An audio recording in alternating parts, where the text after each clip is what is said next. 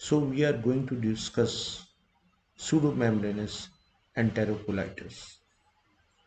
It is generally caused by Clostridioides difficile.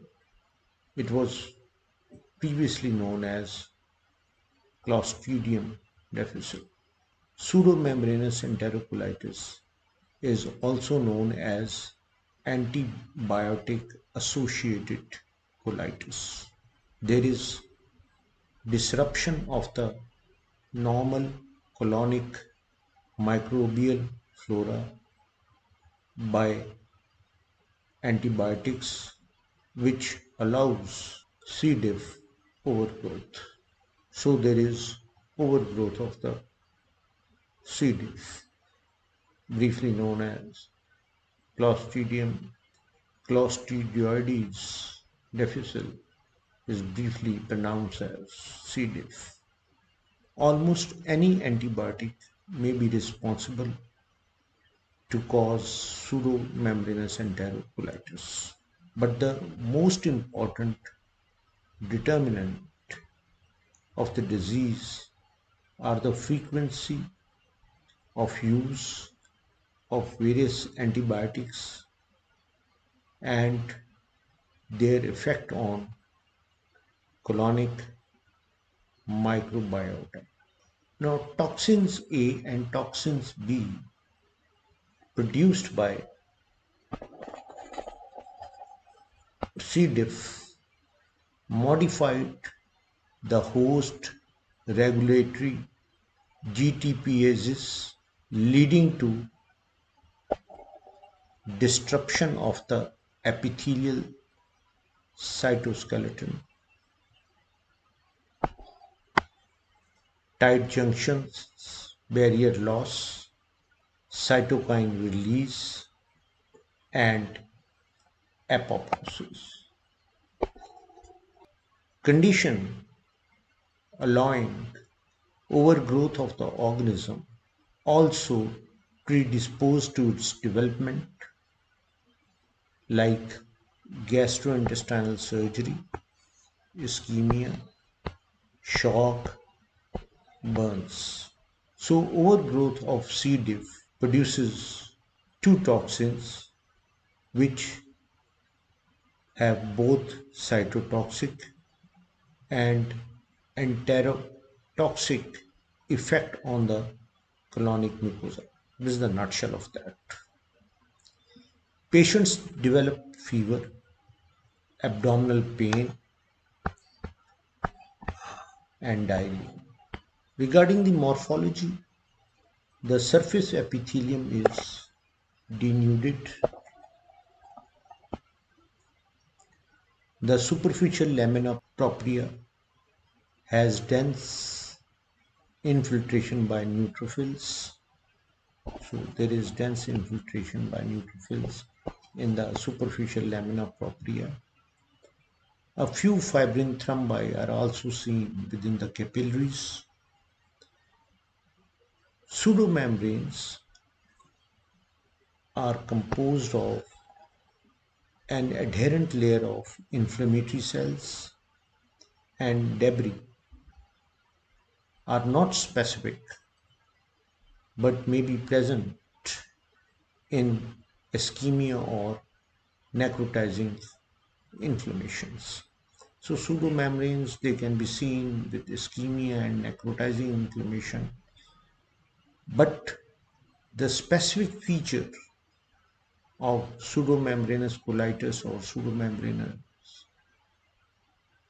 enterocolitis is mucopurulent exudate that erupts from the damaged crypts to form volcano lesions, and they coalesce to form pseudomembranes. So the specific feature is mucopurulent exudate which erupts from the damaged crypts to form volcano lesions which merge together to form pseudomembranes. Now this is the gross appearance. In at this site there is normal, whereas this portion shows yellowish green areas in the colon which are adherent to the mucosa. So this is the affected part. Now in this case you can appreciate that colon is coated by here 10 pseudomembranes composed of neutrophils, dead epithelial cells, and inflammatory debris. Pseudomembranous enterocolitis, another gross view of that. The mucosal surface of the colon is hyperemic and covered with yellowish green exudate. Now the specimen of ileum, a greenish yellow exudate covering most part of it on the mucosal surface. Pseudomembrane shows here to be composed of inflammatory cells,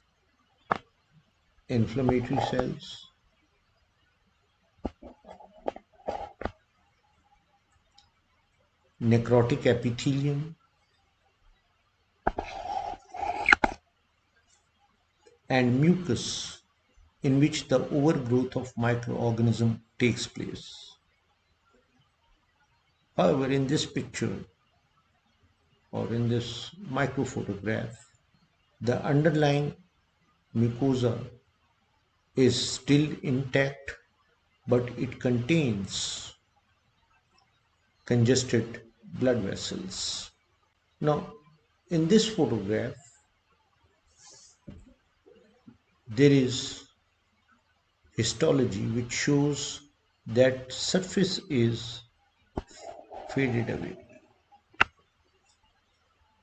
The whole surface is faded away and it is flat, and we call it as volcano because the crypts, these are the crypts,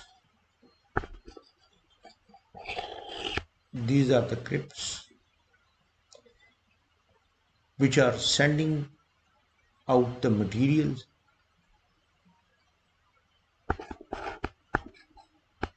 and it appears as volcano eruption. You must remember three important features. Number one, there is fibrin,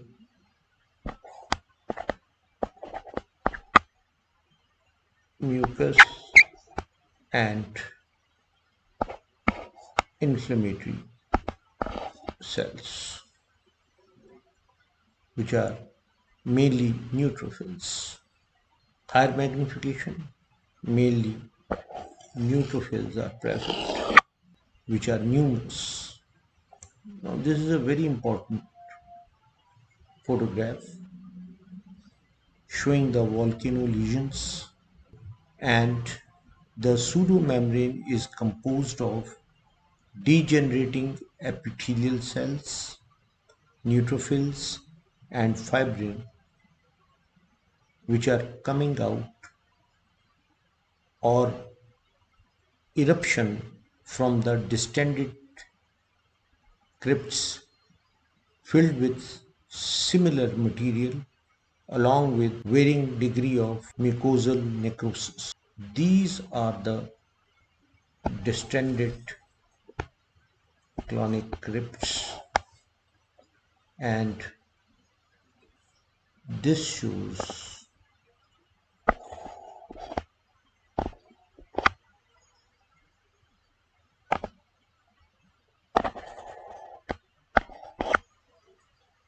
degenerating epithelial cells and presence of neutrophils. So these are the distended crypts. Okay, Here you can see the material which is coming out from the crypts, which is merging to form a membrane. The membrane is composed of degenerating epithelial cells, neutrophils and fibrin which are coming out, or there is eruption from the distended crypts filled with similar material along with varying degree of mucosal necrosis. Risk factor for pseudomembranous enterocolitis or pseudomembranous colitis: use of antibiotics, old age, prolonged hospitalization, and immunosuppression. It has been observed that 30% of the hospitalized adults are colonized with C. diff. Clinical features: fever, abdominal pain, abdominal cramps, watery diarrhea, dehydration. Of course, there's going to be severe diarrhea and that lead to dehydration, leukocytosis, protein loss leading to low albumin levels in the blood, fecal leukocytes and occult blood may be present. But grossly bloody diarrhea is uncommon. Occult blood may be present, but gross bloody diarrhea is uncommon. Complication is most important one is toxic megacolon. Marked dilatation of the colon is potentially fatal complication, and this results from the marked injury to the colonic wall. Diagnosis by detection of C. diff toxin in the stool. Treatment: use of metronidazole and vancomycin. And then a very important procedure which is performed is fecal microbial transplantation. Then scientists are developing monoclonal antibodies against toxin A and toxin B. We are going to discuss a topic which is melanosis coli. Now, melanosis coli is seen in patients taking laxatives for constipation. Black coloration of the mucosa of the large bowel is seen. So, there is black coloration of the mucosa of the large bowel. Histology shows the presence of pigment-laden macrophages in the lamina propria of the colon. So there are pigment-laden macrophages in the lamina propria of the colon, in which these macrophages are filled with lipofucsin-like pigment, which is also called as pseudomelanin.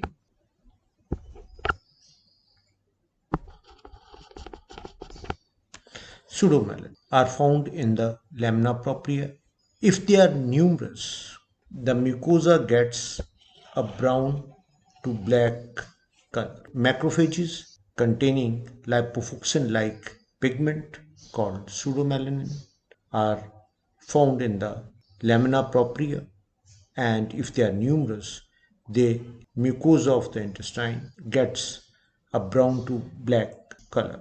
Increased apoptosis seems to be the pathogenetic mechanism responsible for this change. Now, this photograph shows gross appearances of the intestine showing melanosis coli. Now, you can appreciate that.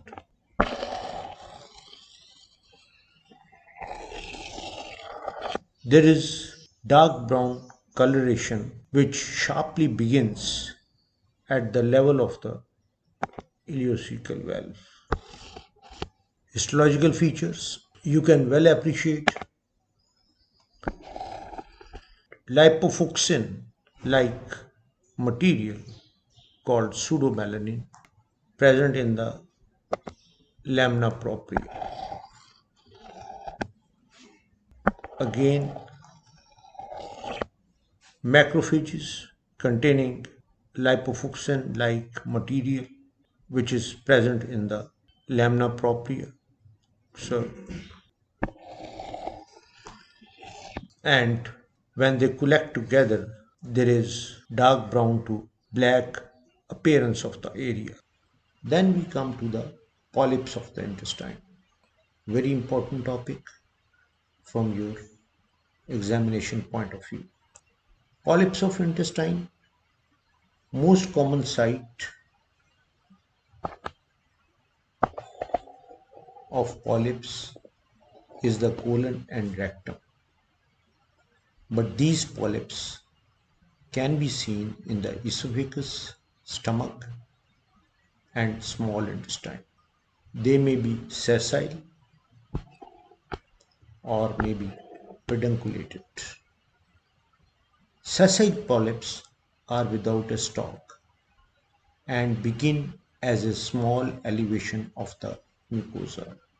So sessile polyps, they begin as a small elevation of the mucosa. Now, as sessile polyps enlarge, proliferation of cells adjacent to the mass and the effect of traction on the luminal protrusion may combine to create a stalk. Polyps of intestine classified as non-neoplastic and neoplastic.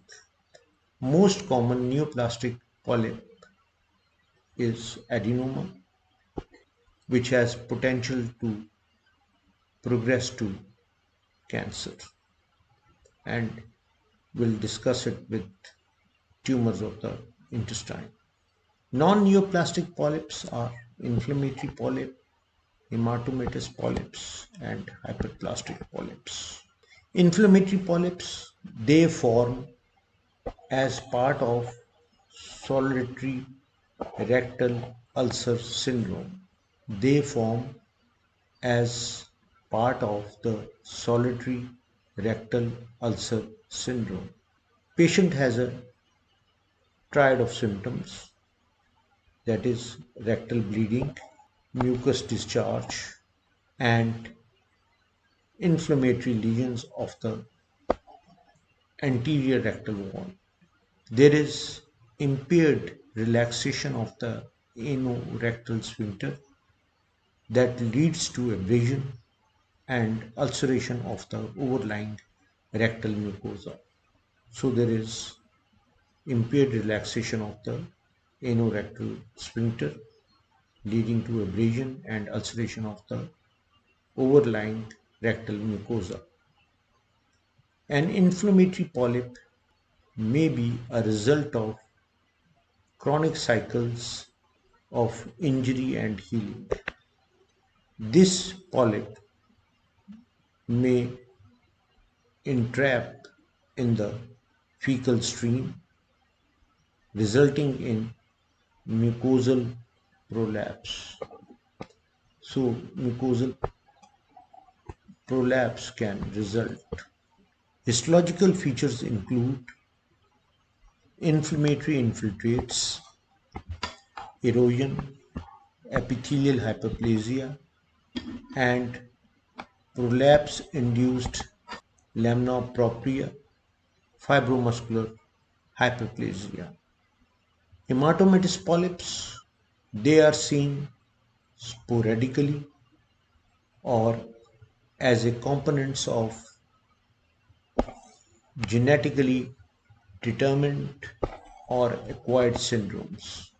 They were thought to be the developmental abnormalities, but many hematomatous syndromes are caused by germline mutations in the tumor suppressor genes and proto-oncogenes. Now, this is a point to note.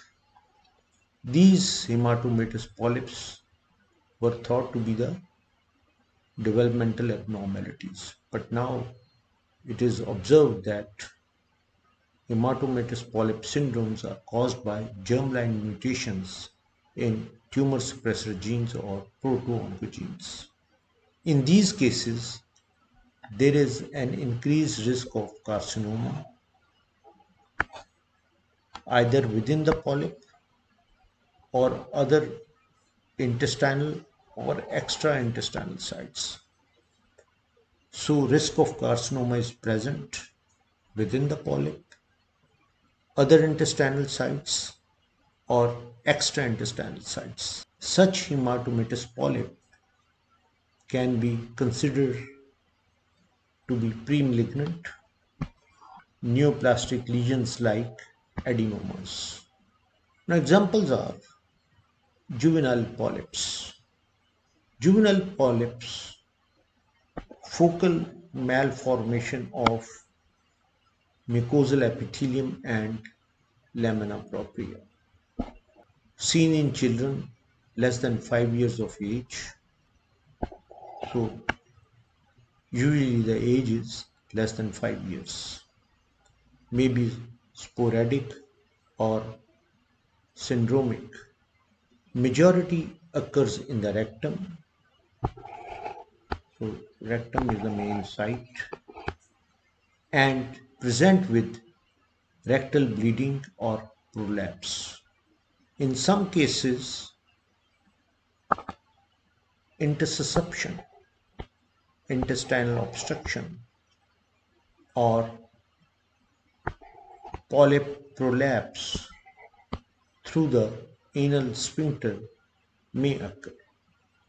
Sporadic juvenile polyps are usually solitary lesions and are called retention polyps. These juvenile polyps can be present at an old age. At times, colectomy is performed to limit the chronic or severe hemorrhage due to polyp ulceration. Patients also having polyps in the stomach and small bowel that can undergo malignant transformation have been reported. Pulmonary arteriovenous malformations and many other congenital malformations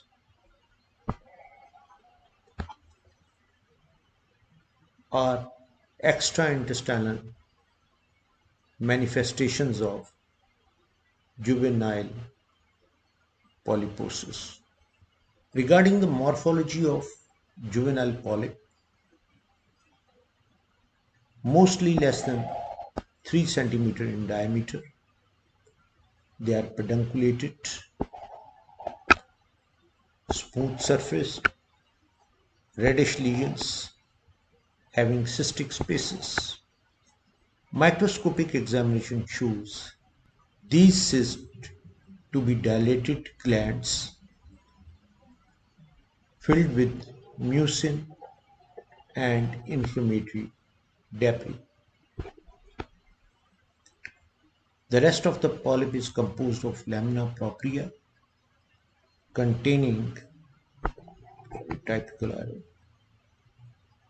containing inflammatory infiltrates. The muscularis mucosae is either normal or attenuated. Now, how these polyps, juvenile polyps, develop? What is the morphogenesis of these polyps? It is not completely known. Mucosal hyperplasia may be the initiating event. These mutations are in the pathways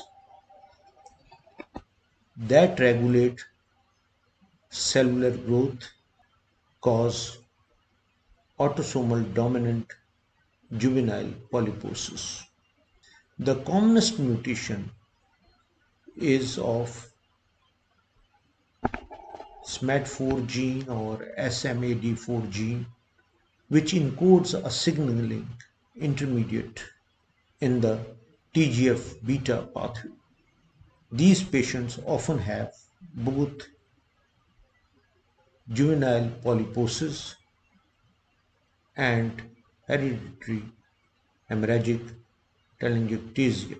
Dysplasia is rare in sporadic juvenile polyps, but juvenile polyposis syndrome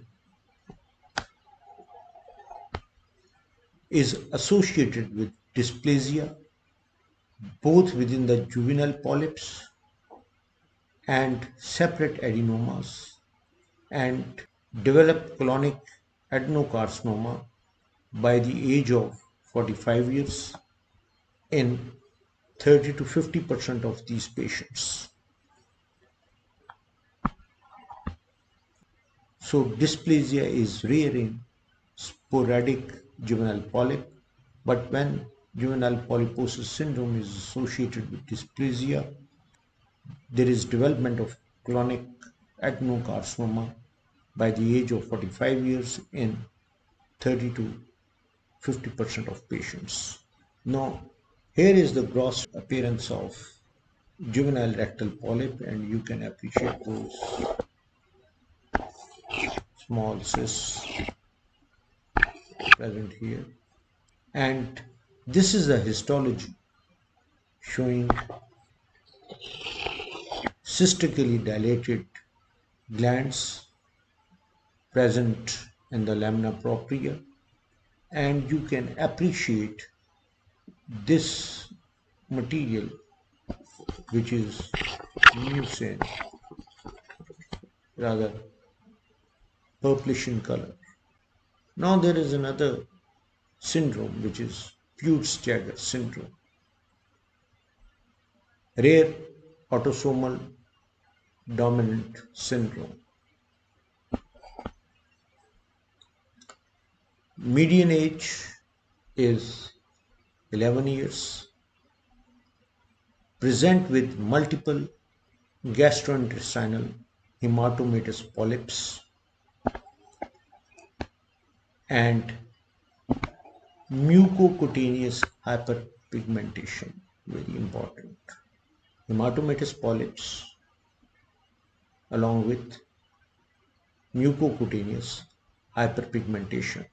The hyperpigmentation is in the form of blue to brown macules, which are dark in color, and they are present on the lips, nostrils, buccal mucosa, palmar surfaces of the hand, genital region, perianal region.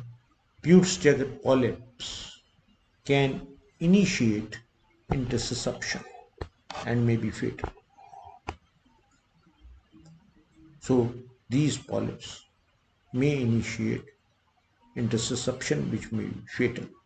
Peutz-Jeghers syndrome is associated with increased risk of several malignancies. Now this is important, and you must remember few of them. And the lifetime risk is approximately 40%. So people suffering from Peutz-Jeghers syndrome, they have got 40% risk of various malignancies. And those malignancies at birth are sex cord tumors of the testes,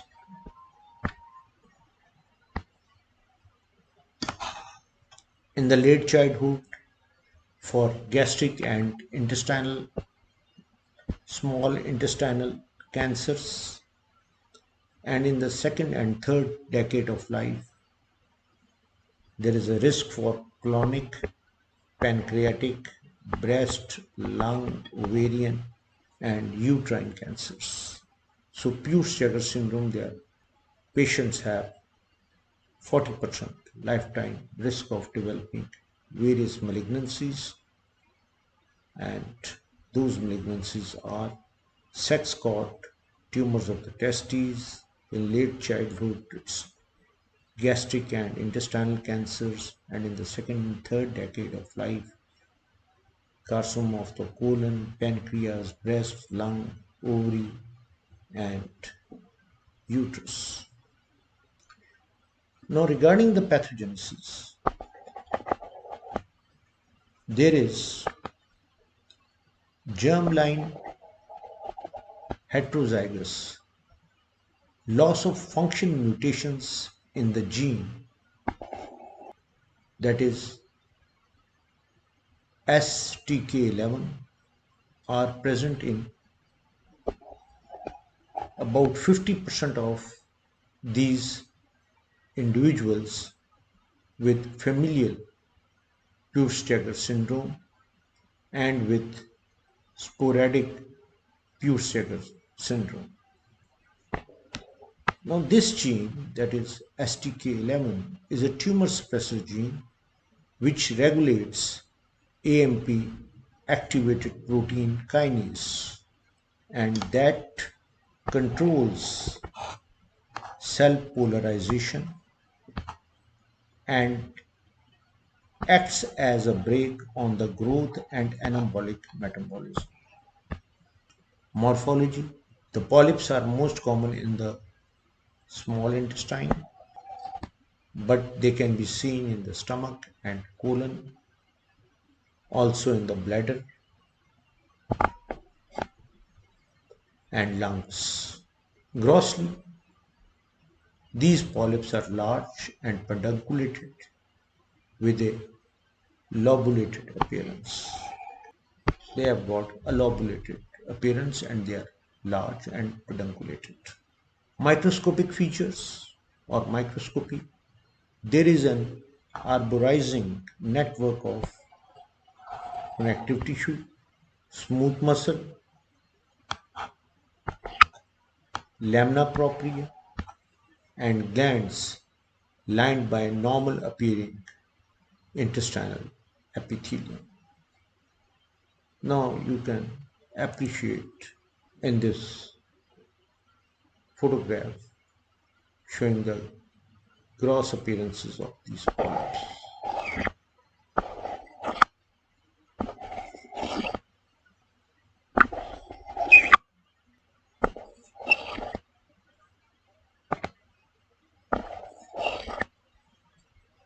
This is the histology. There is an arborizing network of connective tissue, smooth muscle, lamina propria, and glands lined by normal appearing intestinal epithelium. Here, there are glands which are lined by normal appearing intestinal epithelium.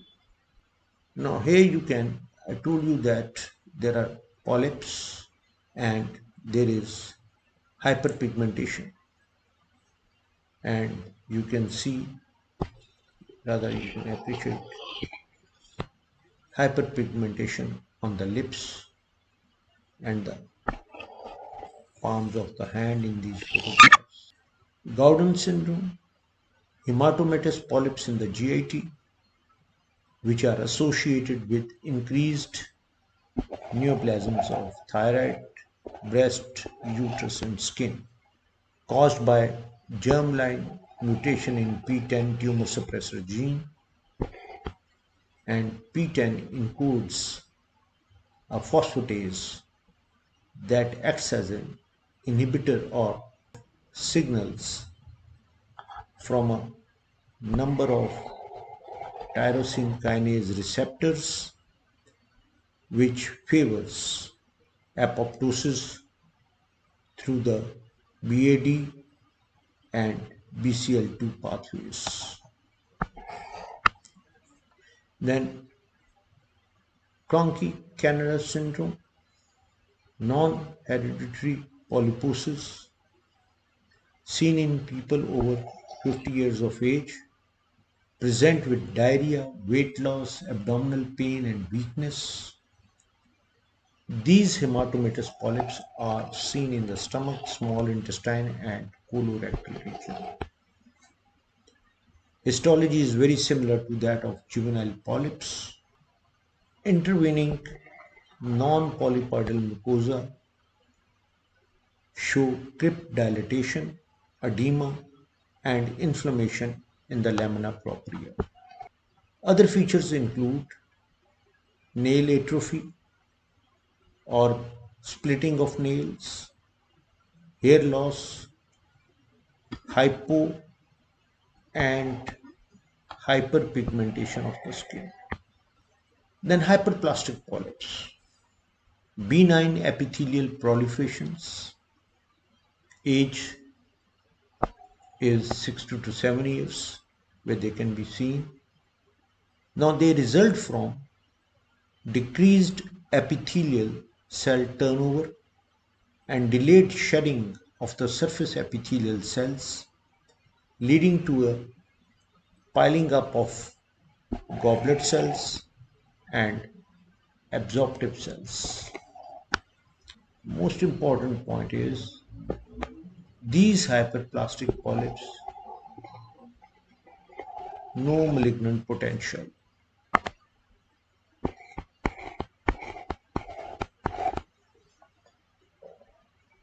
However, they should be distinguished from sessile serrated adenomas which have malignant potential.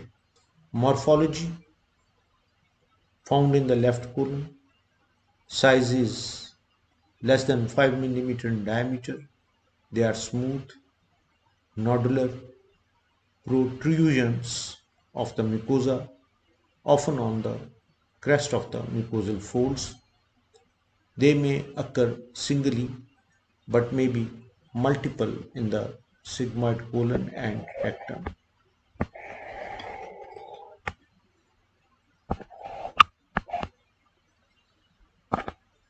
Microscopic features composed of mature goblet and absorptive cells with a serrated surface architecture. Crowding gives rise to a serrated surface, which is histological hallmark. Serration is typically restricted to the upper third of the crypt. Now, this is the hyperplastic polyp, and you can appreciate here is the which are rich in goblet cells. Now, neoplastic polyps, most common neoplastic polyps are clonic adenomas, and we will discuss the tumors, and they are precursor to the majority of the colorectal adenocarcinomas.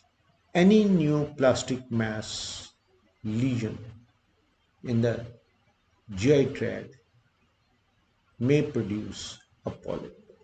So any neoplastic mass can form a polypoidal lesion.